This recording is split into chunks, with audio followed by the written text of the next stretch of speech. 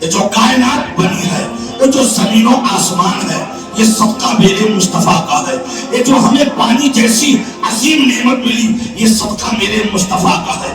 میرے نبی کی وجہ سے پوری کائنات بنائی گئی ہے. جیسی بات پر، اسی بات پر اللہ کہہ رہا ہے، اے محبوب ان سے کہہ دو مجھے کوئی اجر نہیں چاہیے. اجر کس کا؟ اجر کس چیز کا؟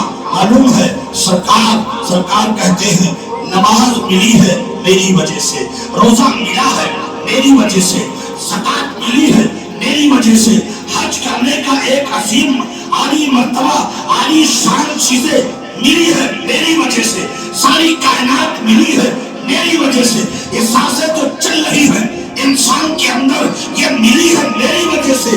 لیکن مجھے اس کا کوئی اجر نہیں چاہیے، کوئی معاوضہ نہیں چاہیے، کوئی بدلہ نہیں چاہیے. یا رسول اللہ پھر کیا چاہیے؟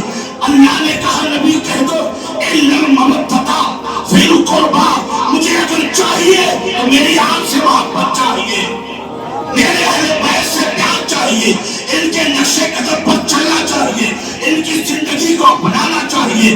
جس نے اہل بیت سے محبت کر لی، خدا کی قسم کوئی جنت میں جانے سے اسے روک نہیں